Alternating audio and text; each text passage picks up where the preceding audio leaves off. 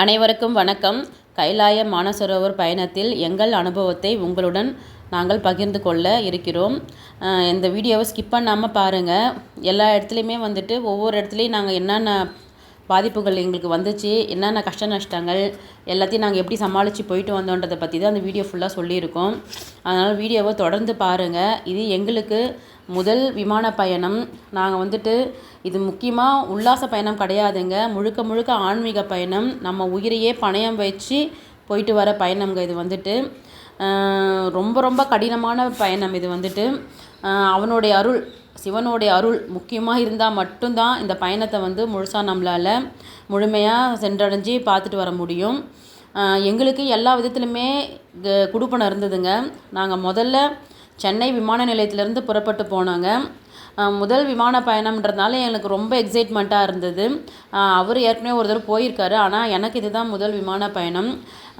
நாங்கள் வந்துட்டு 3 வருடம் இதுக்காக ரொம்ப தவம் இருந்து ரொம்ப கஷ்டப்பட்டு பல இன்னல்களுக்கு அப்புறம் பல சிரமங்களுக்கு அப்புறம் இது தொடர்ந்தோம். எங்களுக்கு இந்த வாட்டி தான் 2026 தான் இது எங்களுக்கு சாத்தியமாச்சு.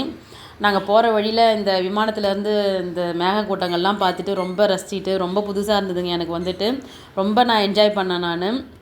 என்னால் முடிஞ்ச வரைக்கும் வீடியோ எடுத்தேன். ஏன்னா புதுசாக முதல்ல போகிறோம் அப்படின்றதுனால எனக்கு அந்த வாந்தி மயக்கம் அதெல்லாம் இருந்தது விமானத்தில் பயணம் பண்ணது.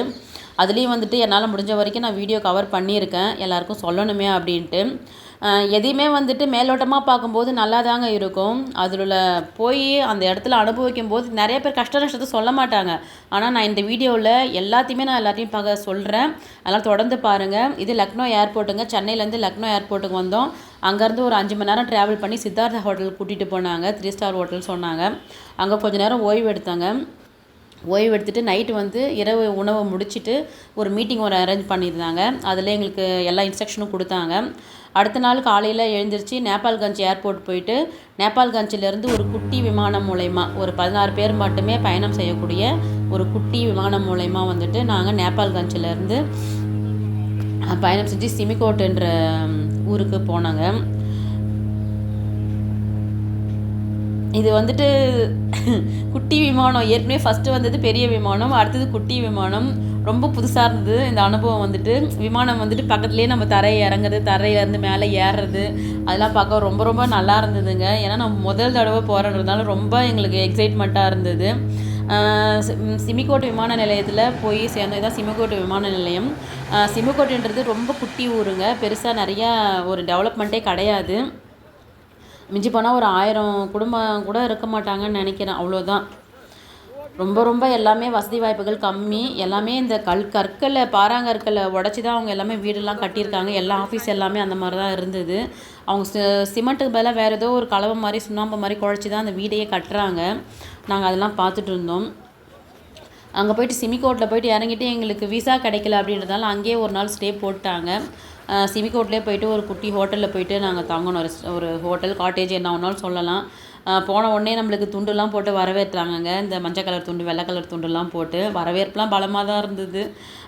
இந்த ஹோட்டலில் பெருசாக ஒன்றும் வசதி வாய்ப்புகள் கிடையாது, எல்லாமே கம்மி தான். அந்த ஊரில் சும்மா இருக்கிறோமே அப்படின்னு சொல்லிட்டு ஒரு நாள் ஃபுல்லாக எப்படி சும்மா இருக்கிறதுன்னு சொல்லிட்டு பக்கத்தில் ஒரு குட்டி கோயிலுக்கு போயிட்டு வரலான்னு எல்லோரும் போயிட்டு வந்தோம். சிவன் கோயில் தாங்க. 5 முகங்கள் இருக்கும் அந்த சிவலிங்கத்துக்கு. அந்த சிவன் கோயிலுக்கு போயிட்டு கும்பிட்டு வந்தோம். ஆனால் பாதை வந்து ரொம்ப ஒத்தடி பாதைங்க, ரொம்ப ரொம்ப சிரமமாக இருந்தது. வீடியோலாம் எடுக்க முடியாது, நடந்து போகிறதே பெரிய சவாலாக இருந்தது. ஆக்சுவலாக அந்த ஊரில் இருக்கிறவங்களுக்கு அதெல்லாம் பெரிய விஷயம் இல்லைங்க. ஆனால் நமக்குலாம் அது வந்துட்டு புதுசாக பார்க்கும்போது எங்கே விழுந்துருமோ பள்ளத்தில், பெரிய பெரிய பள்ளம்ங்க, விழுந்துட்டா அவ்வளோதான், ஒன்றுமே பண்ண முடியாது. அந்த மாதிரி போயிட்டு கொஞ்சம் நல்லா இருந்தது. சாமியெல்லாம் கும்பிட்டுட்டு அந்த ஊர் பாட்டிம்மா கூட ஒரு ஃபோட்டோலாம் எடுத்துக்கிட்டு. இன்னொரு விஷயங்க, இந்த ஊர்லேருந்து மருத்துவ வசதி பெருசாக கிடையாதுங்க. இங்கேருந்து நேபாளத்துக்கு தாங்க எல்லாருமே வரணும், ஃப்ளைட்டை பிடிச்சி வராங்கங்க. ஊரில் மக்கள் வந்து ரொம்ப இன்னல்கள் மத்தியில் இருக்காங்க. நம்மளாம் ரொம்ப பெருசாக வசதி வாய்ப்போடு இருக்கும். ஆனால் போய் பார்த்தா தாங்க தெரியுதாங்க படுற கஷ்டம்லாம். நாங்கள் சிமிகோட்டில் இருந்துட்டு ஹெலிகாப்டர் மூலயமா வந்துட்டு ஹில்ஸான்ற கிராமத்துக்கு வந்தாங்க. அடுத்த நாள் காலையில் எழுந்திரிச்சு கிளம்பி ஹெலிகாப்டரை பிடிச்சிட்டு ஹெலிகாப்டரில் 5 பேர் பயணம் செஞ்சாங்க. ஹில்ஸான்ற கிராமத்துக்கு வந்தோம். ஆக்சுவலாக ஹில்ஸாவிலேயே எங்களுக்கு ஒரு நாள் ஸ்டே போட்டாங்க. இங்கே ரொம்ப மோசங்க. சிமிகோட்டே பரவாயில்ல, ஹில்ஸாவில் சுத்தமாக டாய்லெட் வசதி கிடையாது, எந்த ஒரு அடிப்படை வசதியுமே கிடையாதுங்க. ஹில்ஸாவுக்கு வந்தோம் நாங்கள். ஆனால் வர வழியில் எல்லாமே ரொம்ப அழகாக இருந்ததுங்க. அந்த பனி படர்ந்த மலைகள், அந்த பனியெல்லாம் அப்படியே இறங்கி கீழே வர்றது. நாங்கள் ஃபஸ்ட்டு பார்க்கும்போது ஏதோ தண்ணி வருதுன்னு பார்த்தோம். கடைசியில் பார்த்தா பனிக்கட்டி தான் வந்துட்டு அப்படியே கரைஞ்சி அப்படியே அப்படியே இறங்கி வருது. பார்த்தீங்களா எவ்வளோ அழகாக இருந்தது பார்த்தீங்களா? இதெல்லாம் பார்க்க ரொம்ப அற்புதமாக இருந்ததுங்க. ஆனால் ரொம்ப ரிஸ்க்குங்க. பார்க்க கொஞ்சம் பயமாகவும் இருந்தது மேலே இருந்துட்டு. இதுதாங்க நாங்கள் இல்சாவில் வந்து தங்கின இடம். இதுதான் எங்களுடைய தங்கும் இடம். அங்கே வந்துட்டு 30 பேருக்கு ஒரு டாய்லெட்டு தாங்க. ஆக்சுவலாக எனக்கு இங்கே வந்து தான் உடம்பு சரியில்லாமல் போயிடுச்சு. 30 பேருக்கு ஒரு டாய்லெட்டுன்னு ஒன்று தான். ரெஸ்ட் ரூம் தாங்க பெரிய சவால். இது வந்து கர்னோலி ஆறுங்க. கர்னோலி ஆற்று பாலத்து மேலே நின்று இருந்தோம். இது வந்து சைனா இமிக்ரேஷன் சென்டருங்க. இங்கேருந்து தான் வந்துட்டு உள்ளே போகிறோம். ஆக்சுவலாக அங்கே ஃபோட்டோ எடுக்கக்கூடாது. நாங்கள் திட்டமாக வரும்போது எடுத்துட்டோம். போகும்போது அவங்க பார்த்து டெலீட் பண்ணிவிடுவாங்க. சைனா இமிக்ரேஷன் ரொம்ப கடுமையாக இருக்குங்க. எல்லாத்தையும் செக் பண்ணிட்டு தான் அனுப்புவாங்க. இதாங்க இந்த வழியாக தாங்க இதாங்க நுழைவு வாயில் தக்கலக்கோட் போகிறதுக்கு. இங்கேருந்து தக்கலக்கோட் போயிட்டு ஹிமாலயா புலான் ஹோட்டல், இந்த ஹோட்டல் தான் நாங்கள் ஸ்டே பண்ணோம். இந்த ஹோட்டல் நல்லா இருந்ததுங்க. 3 ஸ்டார் ஹோட்டல் வந்துட்டு 2 பேருக்கு ஒரு ரூமுன்னு கொடுத்துருந்தாங்க. இது ரொம்ப கம்ஃபர்டபுளாக இருந்தது. அங்கே ஒரு நாள் ஸ்டே போட்டாங்க. அன்றைக்கி நைட்டு அங்கே ஸ்டே பண்ணிவிட்டு காலையில் சாப்பாடு பிரேக்ஃபாஸ்ட்டு முடிச்சுட்டு அப்படியே கிளம்பிட்டு நாங்கள் இது ராவணன் ஏரி, மானசரோவர் ஏரி அதெல்லாம் பார்க்க போனாங்க. ஆக்சுவலாக அது வரைக்கும் ஒன்றுமே தெரியலைங்க. தக்கலக்கோட்டு இருந்த வரைக்கும் ஒன்றும் தெரியல. ஆனால் தக்கலக்கோட்டுக்கு அப்புறம் தான் மூச்சு திணறலே ஆரம்பிச்சது. அதுக்கப்புறம் தாங்க விஷயமே, சவாலான விஷயங்க. இதுதாங்க ராவணன் ஏரி. ஆக்சுவலாக இங்கேருந்து பார்க்கும்போதே மவுண்ட் கைலாஷ் தெரியுவாங்கங்க. ரொம்ப ரொம்ப ரொம்ப ரொம்ப உடம்பெல்லாம் சிலுத்து போச்சு. அப்படியே பாருங்கள், அங்கே தெரியுறாங்க பார்த்தீங்களா? அப்படியே கண்ணெல்லாம் தண்ணி வந்து அப்படியே மனசெல்லாம் உருகி ரொம்ப ரொம்ப ரொம்ப ரொம்ப ரொம்ப நாங்கள் ஃபீல் பண்ணோம். ஃபஸ்ட் டைம் அவர் மவுண்ட் கைலாஷ் நம்ம வந்துட்டு பார்க்குறோம், ராவணன் ஏரியில் நிற்கிறோம் அப்படின்றத நம்பவே முடியல. எவ்வளோ சிரமத்துக்கு அப்புறம் வந்தோமே அப்படின்னு சொல்லிட்டு. ராவணன் ஏரியில் வந்துட்டு உப்பு தண்ணின்றதுனால அங்கே தண்ணிலாம் எடுக்க முடியாதுங்க. அதனால் நாங்கள் ஃபோட்டோ மட்டும் எடுத்துகிட்டு வீடியோ எடுத்துகிட்டு கிளம்பிட்டோம். அங்கே இருந்துட்டு ஒரு அரை மணி நேரத்துக்கு அப்புறம் பயணம் பண்ணோம்னாக்கா மானசரோவர் ஏரி வருவாங்க. மானசரோவர் ஏரியில் தான் நல்ல தண்ணிங்க. இங்கே வந்துட்டு நம்ம தண்ணி வீட்டுக்கு எடுத்துக்கலாம். அங்கேருந்து குட்டி குட்டி கல் எடுத்துக்க சொன்னாங்க. அங்கேருந்து மவுண்ட் கைலாஷ் பார்க்க ரொம்ப அழகாக இருக்குங்க. ரொம்ப ரொம்ப சூப்பராக இருந்ததுங்க எங்களுக்கு. இங்கேருந்தே நாங்கள் வந்துட்டு கும்பிட்டோம், இதுவே போதும் சாமி, இதுவே எங்களுக்கு பெரிய பாக்கியம், இதுவே எங்களுக்கு நடக்குமா, கனவாக இருந்ததே அப்படின்னு சொல்லிட்டு ரொம்ப ஆத்மார்த்தமாக சாமியெல்லாம் கும்பிட்டாங்க. ஆனால் அங்கேயே மயக்கம் ஸ்டார்ட் ஆகிடுச்சிங்க. எனக்கு வாந்தி ஸ்டார்ட் ஆகிடுச்சி. இது வந்து மான் தாத்தா மலைங்க. திபெத்திய மன்னரால் வணங்கப்படுற ஒரு மலைங்க. திபெத்தியர்களுக்கு புனிதமான மலைன்னு சொல்கிறாங்கங்க. மானசரோவர் ஏரி ராவணன் ஏரிக்கு ஆப்போசிட்டில் பார்த்த மாதிரி இந்த மான் தாத்தா மலை இருக்குங்க. மான் தாத்தான்றது ஒரு அரசருடைய நேம்ங்க. ஆக்சுவலாக இது வந்துட்டு இவரையும் பார்த்துட்டு இவரையும் வணங்கிட்டு அப்படியே நாங்கள் வந்துட்டு அங்கேருந்து ஃபோட்டோஸ் வீடியோஸ்லாம் எடுத்துக்கிட்டு அங்கேருந்து பயணம் பண்ண கிளம்பிட்டோம். ஆனால் மானசரோவரில் முக்கியமாக இன்னொரு விஷயம் ரெஸ்ட் ரூம்ங்க. இங்கே தாங்க இந்த மாதிரி ரெஸ்ட் ரூமே நான் பார்த்தேன். எப்பா ரொம்ப கொடுமை. என்னடா ரெஸ்ட் ரூம் பற்றிலாம் சொல்கிறேன்னு நினைக்காதீங்க. எல்லாருமே தெரிஞ்சிக்க வேண்டிய விஷயம். நம்ம வீட்டில் ரொம்ப வசதி வாய்ப்போடு இருந்துட்டு அங்கே போய் இதெல்லாம் நம்ம பார்க்கணுங்க. அனுபவிச்சா மட்டும்தாங்க நம்மளால் போயிட்டு கைலாய மலையை பார்க்கவே முடியும். இதெல்லாம் நம்ம தாங்கிக்கணுங்க, ஏற்றுக்கணுங்க. ரொம்ப ரொம்ப கொடுமையாக இருந்தது. டிஷ்யூ பேப்பர் தான், தண்ணி கிடையாது. உடம்பு ரொம்ப எனக்கு போயிடுச்சு, இன்ஃபெக்ஷன் ஆகிடுச்சு எனக்கெலாம் வந்துட்டு. இது எல்லோரும் தெரிஞ்சுக்கணுன்னு தான் அந்த ரெஸ்ட் ரூமே நான் போடுறேன், தப்பாக நினச்சிக்காதீங்க. மனசை நம்ம திடப்படுத்திக்கிட்டு தான் ஆக்சுவலாக அந்த பயணமே செய்யணும். மானசரோவர்லேருந்துட்டு இதான் டார்ஜன் ஹோட்டல் நாங்கள் தங்கியிருந்ததுங்க. டார்ஜன் வந்துட்டோம். டார்ஜனில் இதான் ரூமு. செம்ம டஸ்ட்டாக இருக்குங்க. ரூம் எல்லாம் க்ளீனாக வச்சுருக்க மாட்டாங்க. பேர் தான் 3 ஸ்டார் ஹோட்டலு. ரூம்குள்ளே வந்து ஹீட்டரு, ஆக்சிஜனு எல்லாமே இருந்ததுங்க. ஆக்சுவலாக எங்களுக்கு தெரியல ஆக்சிஜன்லாம் ஆன் பண்ணணுன்னு சொல்லிட்டு. எனக்கு அங்கே போயிட்டு ரொம்ப டவுன் ஆகிடுச்சிங்க. ஆக்சிஜன் வந்துட்டு 30 கிட்ட போயிடுச்சு. என்னை வந்து டிஸ்குவாலிஃபை பண்ணிவிடுவேன்னு சொல்லிட்டாங்க. நம்மளுக்கு தான் அங்கே செக் பண்ணிட்டு தானே நம்மளுக்கு அலோவே பண்ணுறாங்க. அதனால் எனக்கு வந்து ரொம்ப லோவாகிடுச்சு. எனக்கு வாமிட்டிங் இருந்ததுனால சாப்பிடல. நான் சாப்பிடாததுனால ரொம்ப பல்ஸ் இறங்கி போச்சு. தக்கலக்கோட்டுக்கு அனுப்பிடுவோம். ஏன்னா தக்கலக்கோட்டில் தான் ஆக்சிஜன் லெவல் கொஞ்சம் கரெக்டாக இருக்கும். டார்ஜன்லாம் தங்க விட மாட்டாங்க நம்ம டிஸ்குவாலிஃபை ஆகிட்டோம்னாக்கா. ஏன்னா ஆக்சிஜன் இங்கே ரொம்ப கம்மி, பார்த்துக்க ஆள் கிடையாது. அதனால் தக்கலக்கோட்டுக்கு அனுப்பிடுவேன்னு சொல்லிட்டாங்க. எனக்கு ஒரே அழுக, சாமி வந்துட்டு இவ்வளோ தூரம் வந்துட்டு நான் பரிக்கிரமா பண்ணாமல் போகிறேனே அப்படின்னு சொல்லிட்டு. அப்புறமேட்டுக்கா எனக்கு எங்களுடைய சார் வந்துட்டு அவங்களுக்கு டேப்லெட்லாம் கொடுத்தாங்க.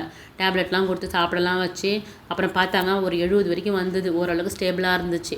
இதாங்க ஆக்சிஜன் வர்றது, வெளியில் வருது பாருங்கள், அதுதான். அதுக்கப்புறமேட்டுக்கா காலையில் தூங்கி எழுந்த உடனே பிரேக்ஃபாஸ்ட்டு முடிச்சுட்டு என்னை கேட்டாங்க. நான் நல்லா இருக்கேன் சார், நான் நைட்டெல்லாம் ரொம்ப மென்டலி ப்ரிப்பேர் ஆனாங்க, நான் நல்லா இருக்கேன் சார் அப்படின்னு சொல்லிட்டு மறுபடியும் வச்சு பார்த்தாங்க. அப்போது எனக்கு 65 தான் வந்தது. என்னது இது அப்படின்னாரு எங்கள் சாரு. அப்புறம் சரி குதிரை புக் பண்ணதுனால சரி போய் தொலை எங்கடோ போயிட்டு வா அப்படின்னு சொல்லி அனுப்பி விட்டாங்க. நல்ல வேலையாக நான் பரிக்கிராமா போனேங்க. எங்கள் வீட்டுக்கார் வந்துட்டு நடந்து தான் வந்தார். நான் தான் வந்துட்டு குதிரையில் போனேன். ரூமில் வந்து இந்த ஹீட்ரு போடாமல் இருக்க முடியாதுங்க. நம்ம பெட்லேயும் வந்து ஹீட்ரு போட்டு விட்டாங்க. ஆக்சுவலாக எல்லாமே ஹீட்ரு போட்டு தான் தூங்க முடியும். செம்ம குளிருங்க. அப்படியே காலையில் எழுந்துச்சி சாப்பிட்டுட்டு இந்த மாதிரி குதிரை எடுக்கிற இடத்துக்கு வந்துவிட்டோம். முன்னாடியே எங்கள் சார் வந்து தக்கலைக்கோட்லேயே குதிரைக்கெல்லாம் வந்துட்டு எங்களுக்கு புக் பண்ணிட்டாருங்க. குதிரைக்கு வந்துட்டு 64,000 ஆச்சுங்க நம்ம இந்தியன் மணியில். 4,000 யுவான் சைனா கரன்சியில் வந்துட்டு போர்ட்டர் வித்து குதிரை. இதான் யமத்வாருங்க. யமத்வார் தென்மேற்கு தரிசனம் கிடைக்கிது பார்த்தீங்களா, கைலாயம் மலை தென்மேற்கு முகம் சொல்லுவாங்க. யமதுவாரில் வந்துட்டு நம்ம இறந்தவங்களுக்கு மோட்சம் வாங்கிறது, மோட்சம் அவங்களுக்காக படைக்கிறது. இந்த மாதிரி ஃபோட்டோலாம் வச்சுட்டு பூஜை பொருள்லாம் வச்சு படைச்சங்க. ஆக்சுவலாக யாகம் பண்ணுறதுக்கு அவங்க அனுமதிக்கலை.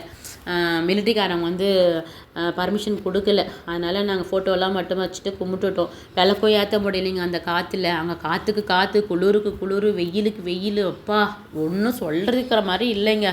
அப்படியே எல்லாம் சாமியெல்லாம் கும்பிட்டுட்டு அப்படியே நான் வந்து குதிரையில் ஏறி பயணம் பண்ண ஆரம்பிச்சிட்டேன்.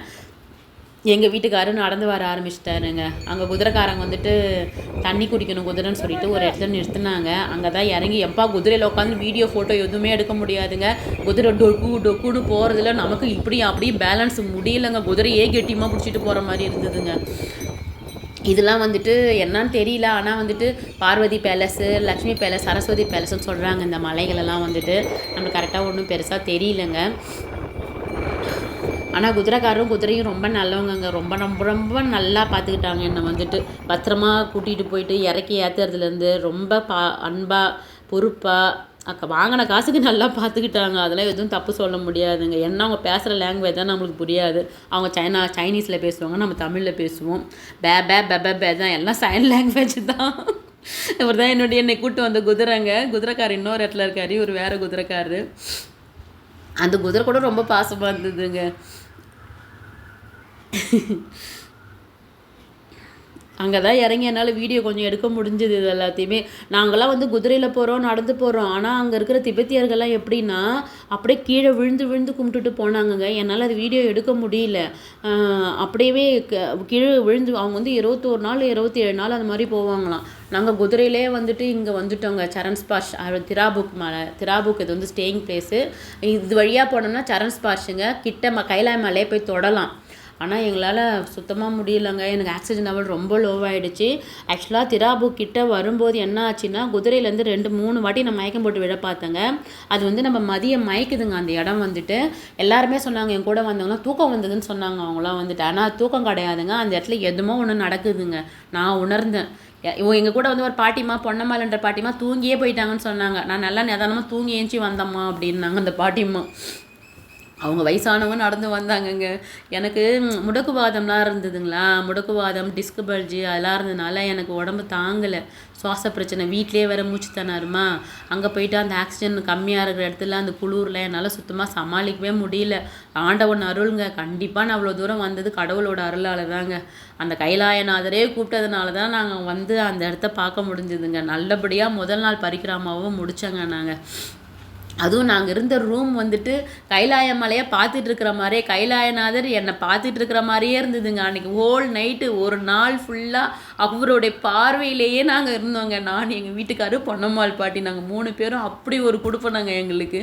காலையில் பொன்னார்மேனியன் தரிசனம் வந்துட்டு ஆக்சுவலாக நாங்கள் எங்கள் ரூம்லேருந்தே பார்த்தோம். பார்த்தீங்களா எவ்வளோ சூப்பராக, எவ்வளோ பெரிய விஷயம் தெரியுமா. அது இறைவனுக்கு தான் ரொம்ப பெரிய நன்றி சொல்லணும். பொன்னார்மேனியன் தரிசனம் எங்களுக்கு படுக்கையிலேருந்தே கிடச்சிதுங்க. அது ஒரு ரொம்ப ரொம்ப கொடுப்பனை எங்களுக்கு.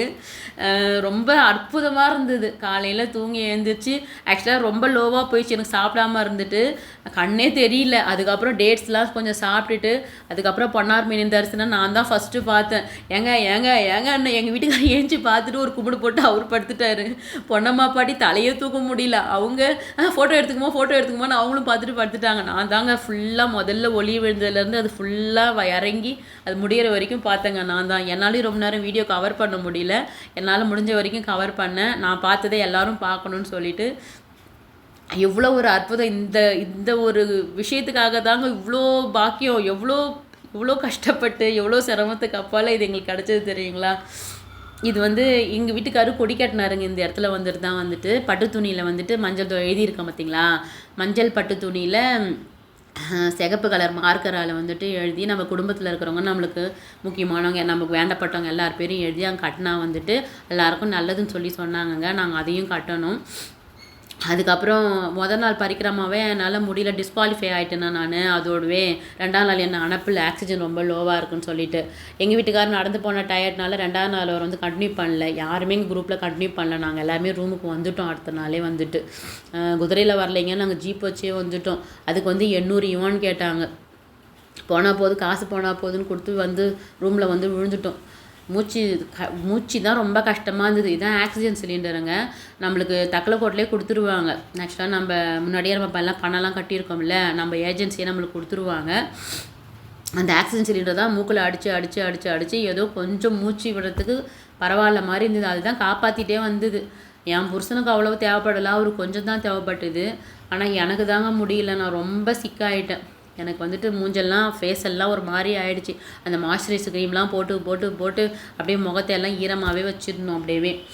இது தாங்க கௌரி குண்டு. நாங்கள் அடுத்த நாள் போகல இல்லைங்களா, 2ஆம் நாள் டோல்மாலா பாஸ் போய் தான் கௌரி குண்டு பார்த்துருக்கலாம். இது கூட இருந்தவங்க ஒரு 3 பேர் போனாங்க, குதிரையில் ஒரு 4 பேர். அவங்க தான் போய் எடுத்துகிட்டு வந்தாங்க. ரொம்ப சிரமமாக இருந்ததுன்னு சொன்னாங்க. அவங்க உடம்பு கொஞ்சம் ஸ்டேபிளாக ஹெல்த்தியாக இருந்ததுனால அவங்களால போயிட்டு வர முடிஞ்சுதுங்க. அவங்களும் குதிரையில் தான் போயிட்டு வந்தாங்க. எங்களுக்கு ஆனால் உடம்பு கொஞ்சம் ஆரோக்கியமாக இருந்தால் போகலாங்க. நல்லா வாக்கிங்லாம் போயிட்டு உடம்பு ஃபிட்டாக வச்சுருந்தாக்கா சூப்பராக சுற்றிட்டு வரலாங்க. பயிற்சி வேணுங்க, மூச்சு பயிற்சி கரெக்டாக கண்டிப்பாக இருக்கணும். எதுவாக இருந்தாலும் ஆண்டவனோட அருள் இருக்கணுங்க, நம்ம அவரை போய் பார்த்துட்டு வர்றதுக்கு. ஆக்சுவலாக யமத்வார்லேயே 2 பேர் தங்கிட்டாங்கங்க. அவங்களால அதுக்கு மேலே முன்னேறவே முடியல எங்கள் கூட வந்தவங்களால. ஆனால் எங்களுக்கெலாம் வந்துட்டு எல்லாருக்கும் ஏதோ பரவாயில்ல, நாள் சுற்றுற வரைக்குமாவது பாக்கியம் கிடச்சிச்சிங்க. அதுக்கப்புறம் நாங்கள் டார்ஜன் வந்துட்டு இவங்க 4 பேரும் சுற்றி முடிச்சுட்டு வந்ததுக்கப்புறம் நாங்கள் வந்துட்டு அங்கேருந்து அஷ்டபத் கிளம்பி போனாங்க. அஷ்டபத் வந்துட்டு தூரமாக இருந்து தான் பார்க்க விடுவாங்கன்ட்டாங்க. அதுவும் பர்மிஷன் கிடைக்கிறதே பெரிய விஷயம்னாங்க. எங்களுக்கு பரவாயில்ல கிடச்சிது. இதாங்க அஷ்டபத்து. கைலாய மலையும் பக்கத்தில் நந்தி மலையும் இருக்காங்க பார்த்தீங்களா, அங்கே போயிட்டு நாங்கள் பூஜைலாம் பண்ணாங்க. அங்கேயும் வந்துட்டு இந்த யாகத்துக்கான பொருள்லாம் வந்து அங்கே தான் போட சொன்னாங்க. அது ஒரு திருப்தி. அவங்க ஒன்றுமே பர்மிஷன் கொடுக்கலனாலும் இதுக்காவது அனுமதிச்சாங்களேன்னு சொல்லிவிட்டு அந்த இதுக்குள்ளே எல்லாத்தையும் எடுத்துகிட்டு போன யாக பொருள் எல்லாத்தையுமே அதில் போட்டுட்டு விளக்கெல்லாம் ஏற்றி பூஜைலாம் பண்ணோம். அது என்னால் வீடியோ எடுக்க முடியல, பூஜை பண்ணுறதுக்கே டைம் சரியாக இருந்தது. ஆனால் விளக்கு தாங்க ஏற்ற முடியல அந்த காற்றுல வந்துட்டு. அப்படியே அங்கேருந்து வந்து தண்ணியும் எடுத்துக்கிட்டோம். கங்கா அம்மா தண்ணி, அவருடைய சடமுடியிலேருந்து வர பியூரான கங்கா தண்ணி அப்படின்னு சொல்லி எடுக்க சொன்னாங்க. நாங்கள் ஒரு குட்டி பாட்டிலில் நாங்களும் கொஞ்சம் எடுத்துக்கிட்டோங்க கங்கா அம்மா தண்ணியை. ஆக்சுவலாக மானசரோவரில் எடுத்தோம், அதை விட இது இன்னும் பியூர்னு சொன்னாங்கங்க. அதையும் எடுத்துக்கிட்டு நல்லபடியாக இந்த கைலாய மலை பயணத்தை சூப்பராக முடிச்சுட்டு பரிக்கிரமா பண்ணிவிட்டு நல்லபடியாக வீட்டுக்கு வந்தோங்க. பயணம் ரொம்ப கடுமையாக இருந்தாலும் அவரை கைலாயநாதரை பார்த்தோம், அவரை வந்து கிட்ட போய் பார்த்தோம், பொன்னார்மேனியின் தரிசனம் நல்லபடியாக பண்ணோம் அப்படின்ற ஒரு மனசு திருப்தியோட, அந்த சந்தோஷத்தோட, அந்த இடத்த விட்டே வர்ற மனசு இல்லாமல் நாங்கள் வந்துட்டு திரும்பி திரும்பி பார்த்துக்கிட்டே வந்துட்டோங்க. இது லக்னோ ஏர்போர்ட்டுங்க. நானும் என் புருஷனும் நல்லபடியாக கைலாய மலை போயிட்டு வந்தோம். எல்லாருமே வாழ்க்கையில் ஒரு தடவையாவது கைலாய மலை பயணம் போயிட்டு வாங்க. கைலாய யாத்திரை ரொம்ப ரொம்ப புனிதமானதுங்க. ஓம் நம சிவாய, ஓம் நம சிவாய.